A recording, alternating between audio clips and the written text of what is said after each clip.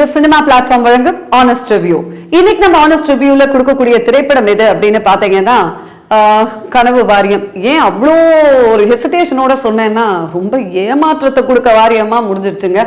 ஏன்னா கனவு வாரியம் அப்படிங்கிற பேரை கேட்ட உடனே ஏகப்பட்ட சர்வதேச பட விழாக்கள்ல விருதுகள் வென்ற திரைப்படம், தரமான ஒரு திரைப்படம் அப்படிங்கிற நம்பிக்கையோட தான் நான் என்னோட டீம் எல்லாருமே படம் பார்க்க போனோம். ஆனா பயங்கர டிசப்பாயின்மெண்ட்.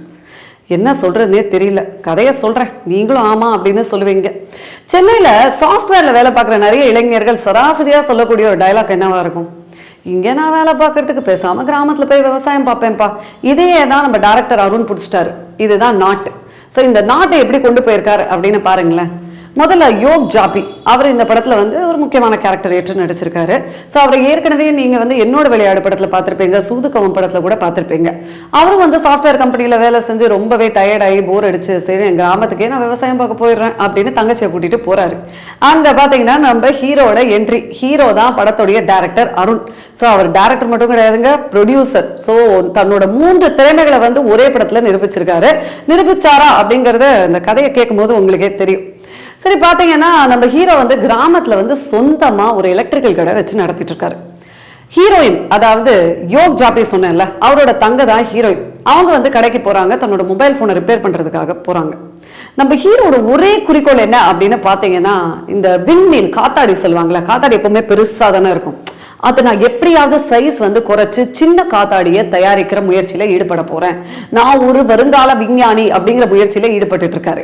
ஸோ கிளைமேக்ஸ் என்ன அப்படின்னு பாத்தீங்கன்னா, அங்கதாங்க ட்விஸ்டே.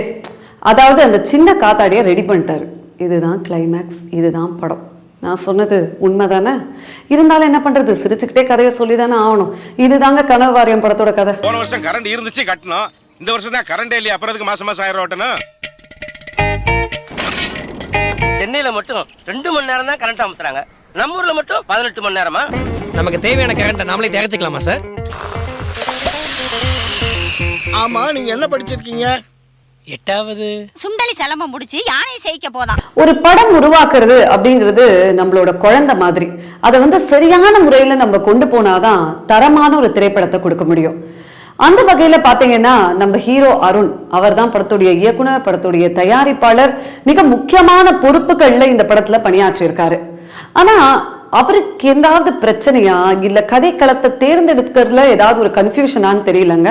ஏன்னா இந்த படத்தோட நாட் என்ன அப்படின்னு பாத்தீங்கன்னா, ஒரு பக்கம் விவசாயம், இன்னொரு பக்கம் மின்சாரம். ரெண்டுமே முக்கியமான விஷயங்கள். அந்த ரெண்டுத்துல ஏதாவது ஒரு விஷயத்துல அவர் சரியான விதத்துல கவனம் செலுத்தி இருந்தாருன்னா நிச்சயமா ஒரு வெற்றி படைப்பா இருந்திருக்கும் கனவு வாரியம். ஆனா ரெண்டுத்துக்குமே ஒரு சரியான பதில் கொடுக்காம லாஜிக் மீறல், எவ்வளோப்பா படம் முழுக்கவே லாஜிக் மீறலான விஷயங்கள் அப்படின்னு சொல்லலாம்.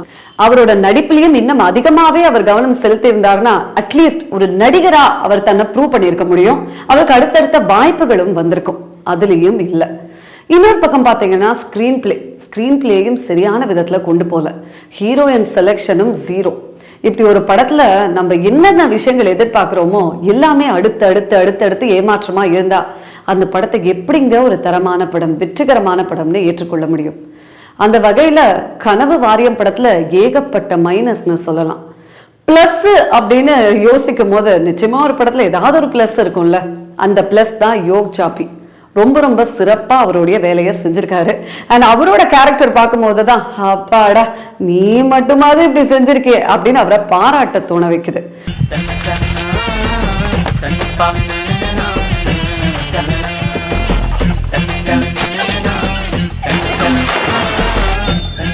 வெடிகுண்டு வீசுற போதுதான் வெடிக்கும், ஆனா ஒரு நல்ல புத்தகம் இருக்கு பாரு, அது திறக்கிற போதெல்லாம் வெடிக்கும்.